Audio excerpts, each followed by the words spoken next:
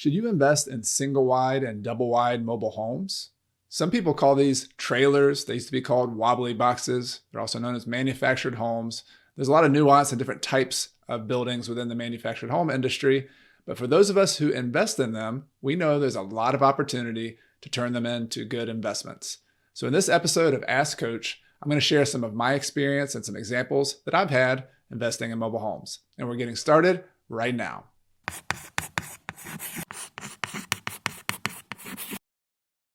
Hi, I'm Chad Carson. You can also call me Coach. This show is all about investing in real estate. It's about financial independence. And most of all, it's about doing more of what matters in your life. In just a moment, I'm going to take you to a clip from a recent Ask Coach live stream. And someone pretty much asked me point blank, "Hey, Chad, do you invest in mobile homes?"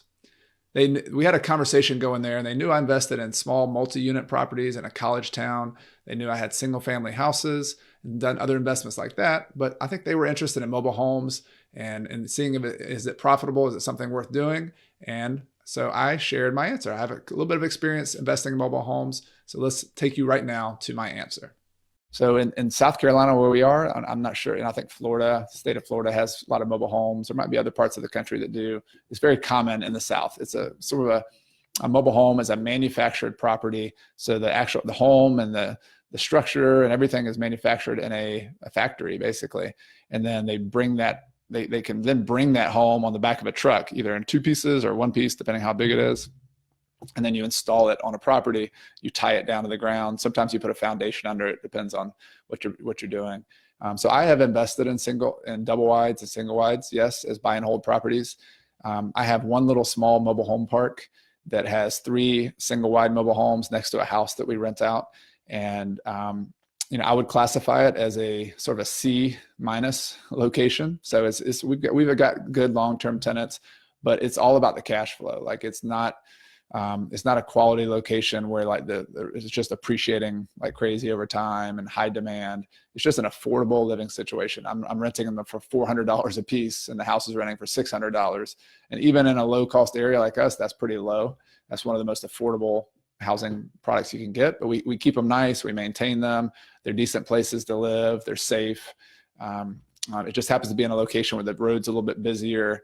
There's a small railroad track behind there. So there's just a couple things that don't make it like the ideal perfect location, but we make a lot of cash flow from that. And there's also potential down the road that it could turn into a commercial property. I'm not holding my breath on that. But that's one little property we've bought. We've bought some double wide mobile homes on land with foundations before, and just got really good deals on them in 2010 when the downturn was happening. And then we rented those out. Again, we made cash flow. They've actually gone up in value since we bought them. We had one we bought for $20,000 and we sold for $70 down the road. We got a really good deal on it. And the market for double wides has gone up a little bit in our market, believe it or not. So yes, Jason, the double wides we bought were in Spartanburg County and Greenville County. So we've done a little bit of that kind of rental. We rented them for a while and then flipped them or resold them after that. All right, let's go to Su Ling's question. Let's see if Jason had a follow-up question. Were your mobile homes leveraged at all? I'm still finding mobile homes that cash flow great. However, nicer units tie up a good bit of cash. Yeah, I got seller financing. I'm willing to do seller financing. You're going to have a hard time getting a bank loan. I think it's either seller financing where you put like a big down payment and get a really good interest rate from the seller. There's many double wide owners or mobile home park owners who might consider doing that if you make a good deal for them. The other thing is partnering. So if you don't have enough cash, bring in a partner or maybe a private lender who you pay a really good interest rate to, and then maybe pay them off over time. But I think it goes back to like why you're buying a mobile home park.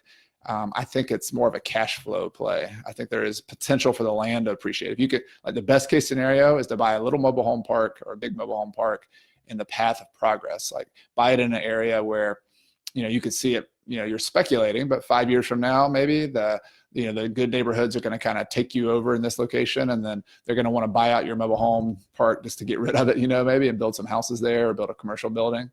Like that would be the best scenario. I had a friend here in Clemson who did that for years. He rented out little single wide mobile homes, and it just became a nicer and nicer neighborhood. And eventually they were able to take the mobile homes down and develop the whole property as a single family home subdivision. And they made a lot more money by flipping the land at that point.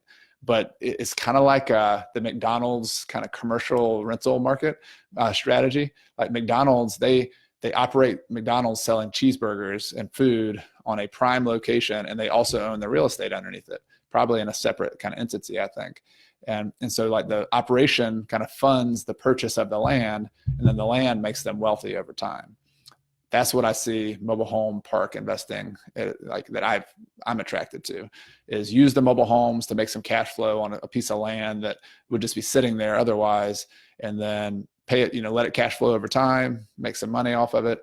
Eventually the mobile homes become so old that you have to take them apart and throw them away basically. And then you can sell the land. Thanks for watching this episode of Ask Coach. I would love to hear from you in the comments below. Are you considering investing in mobile homes? What drew you or what interested you to want to invest in them? And if you're already investing in mobile homes, what have been the benefits? Have you had a good experience? Have you had any challenging experiences? There's good and bad of everything, right? And finally, what do you call mobile homes? Do you call them wobbly boxes, trailers? I know there's like a long line of nicknames that we need to put out there. So write your favorite nickname for mobile homes and let's upvote them, see which one we like best. So Coach Carson and this Ask Coach TV is all about investing in real estate so that you can achieve financial independence and do more of what matters in your life. Got a lot more Ask Coach episodes coming to you with some great questions from you. So I hope you'll stick around. I appreciate you being here, and I'll see you in the next episode.